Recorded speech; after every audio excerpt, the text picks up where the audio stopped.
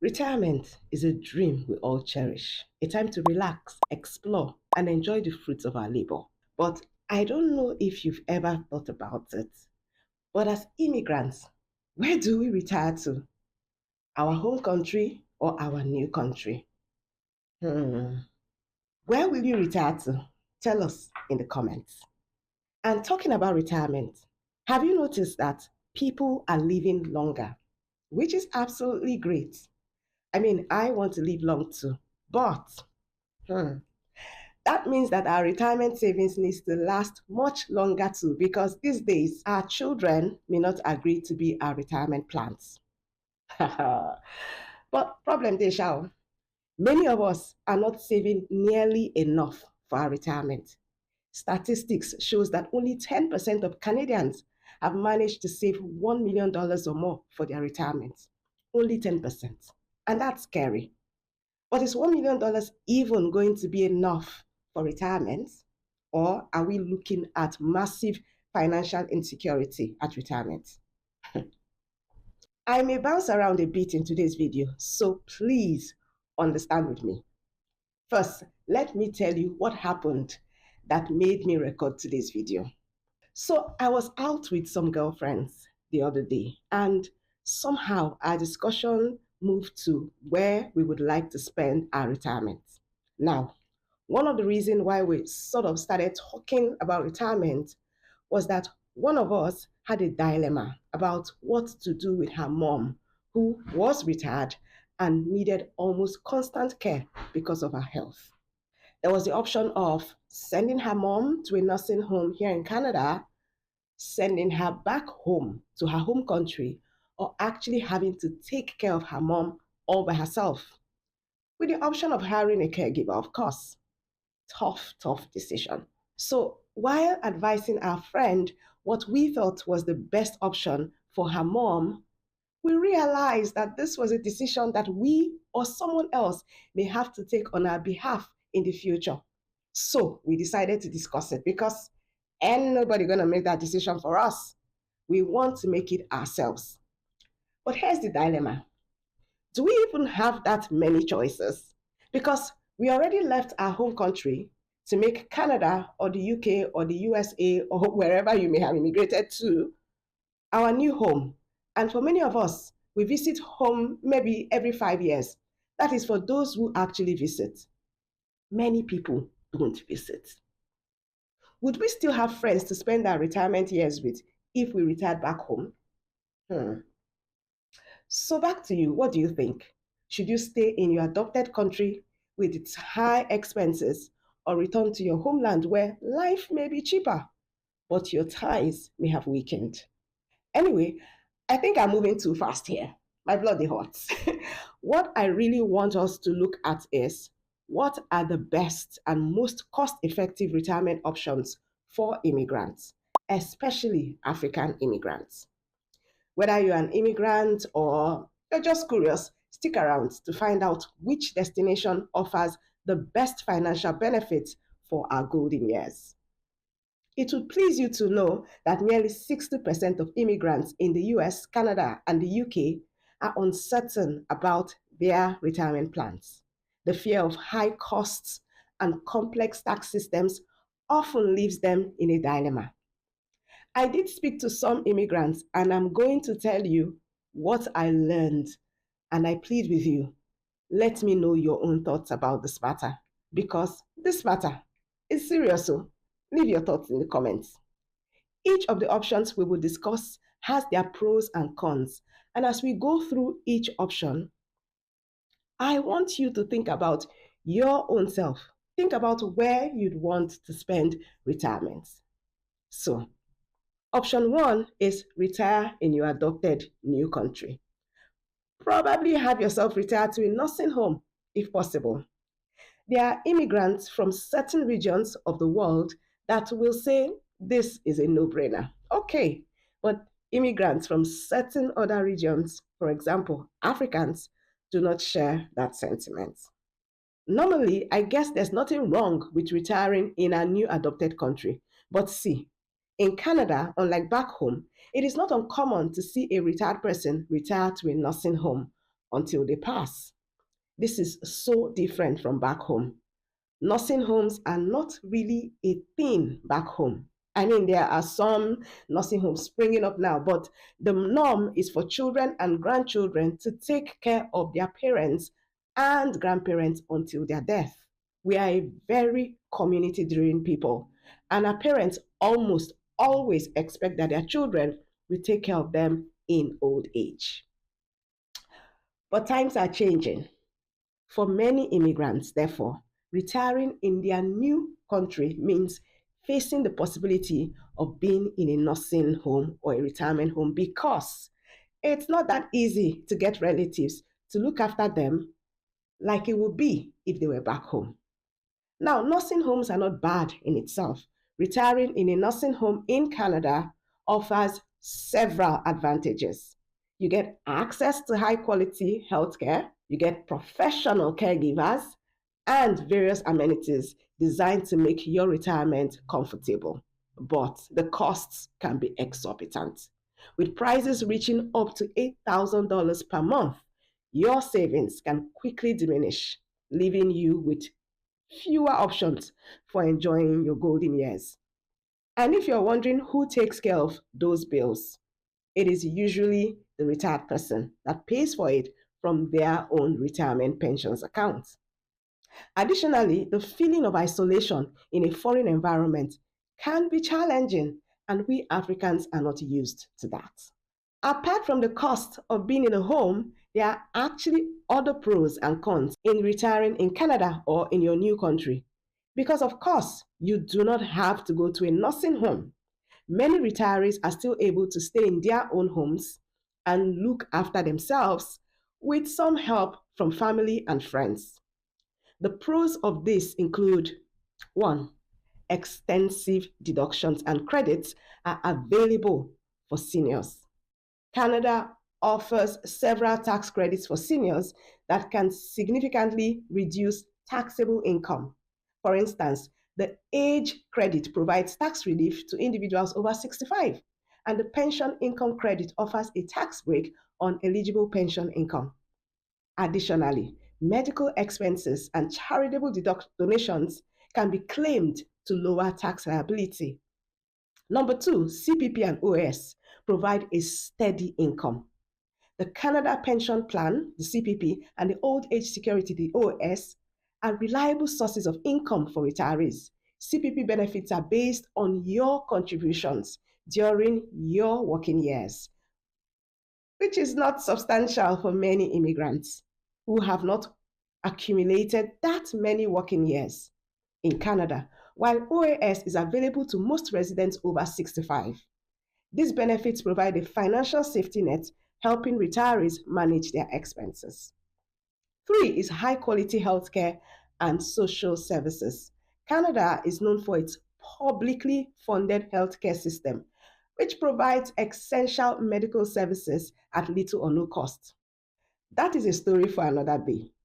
But this can be a significant advantage for retirees as healthcare expenses are often a major concern at that age. Additionally, Canada's social services offers various support programs for seniors, enhancing their quality of life. The cons of retiring in Canada is: one, higher overall tax rates. Canada's progressive tax system means higher earners pay more in taxes. This can be a disadvantage if you have significant retirement income. Federal tax rates can go up to 33%, and when combined with provincial taxes, the rates can be quite high. Understanding and managing these tax obligations is critical for retirees. Number two, pension benefits are taxable. While CPP and OAS provide essential income, they are considered taxable income. This means you need to plan for taxes on these benefits, which can reduce your net income. And three is potential taxation on foreign pensions. If you're an immigrant with foreign pensions, Canada may tax these pensions, depending on tax treaties and the specifics of your situation. This can complicate your tax planning and might reduce the overall benefit of your foreign retirement income. Okay, so the wahala of retiring in Canada is too much.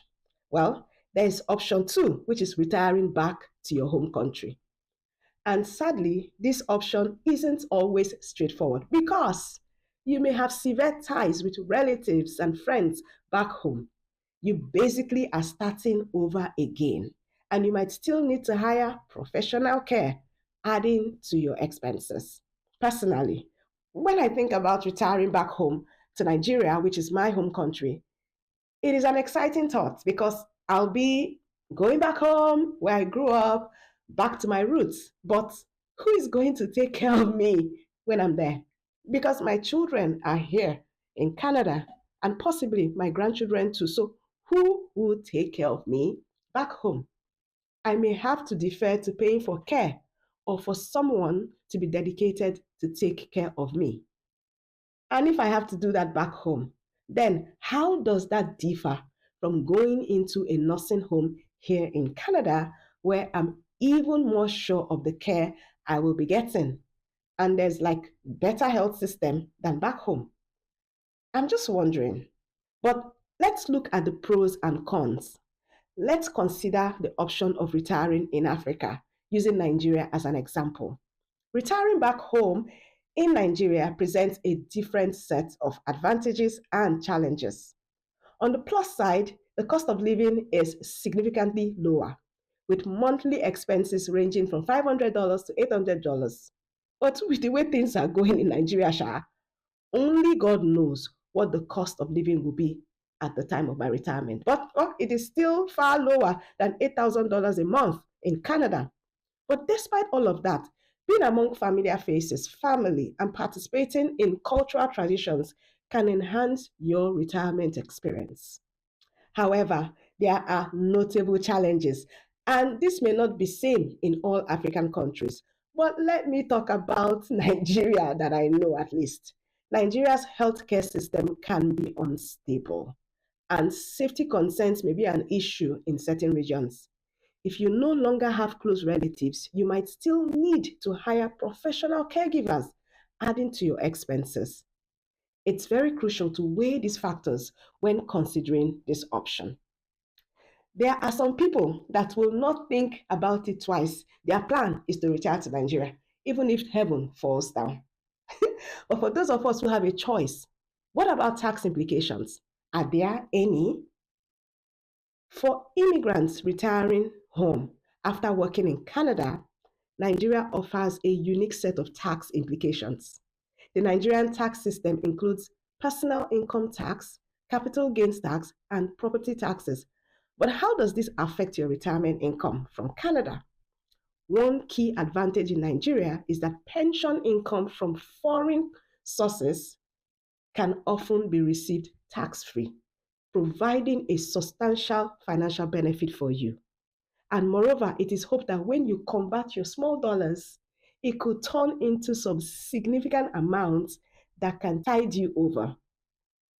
Let's quickly look at the pros and cons of retiring in Nigeria with a focus on tax benefits for retiring immigrants. The pros: number one, generally lower income tax rates. I really don't know much about Nigeria's tax system, but the tax rates are typically lower than those in Canada, making it a more tax friendly environment for retirees. This means that your retirement income from Canada can stretch further, allowing you to enjoy a higher standard of living with less tax burden. I don't think they will tax any income you get from Canada, but if you are making income in Nigeria, you may still be taxed. And like I said earlier, pension income from abroad, such as CPP and OAS, may be received tax free in Nigeria. This can provide a substantial tax savings and enhance your disposable income, making your retirement more financially comfortable. Retirees looking to invest their savings can take advantage of business benefits to maximize their returns and get more tax efficiency, if you get what I mean. Now, what about the cons? Well, Nigeria's tax policies can be subject to change, sometimes with little notice. This instability can create uncertainty for retirees planning their finances. And then, of course, there is limited access to high quality healthcare. So, retirees may need to factor in the cost of private healthcare or international health insurance, which can add to their expenses. But generally, Nigeria offers a relaxed lifestyle and lower living costs. The tax savings on your pension could allow you to enjoy life and invest in local businesses. So at this point, which way are you swinging? As long as you're an immigrant watching this, whether in Canada, Europe, UK, anywhere, tell me, are you thinking of retiring back home or staying in your new country? Don't make me beg now. Put it in the comments. And I hope you are not waiting for me to invite you to like this video and also to subscribe. Please go ahead and do so. But there's actually an option three, which is something I find very interesting, and that is tax-free retirement havens. This is the possibility of retiring comfortably without the burden of high taxes, especially for those who would not mind some tax-free adventure in retirement. Some countries offer 0% tax on retirement income, allowing you to keep more of your hard-earned money. Let's explore some of those countries and what they offer. Number one is Panama. Panama is a popular choice for retirees, offering a low cost of living, beautiful landscape, and the pensionado visa, which provides significant discounts on many expenses. And then we have Malaysia.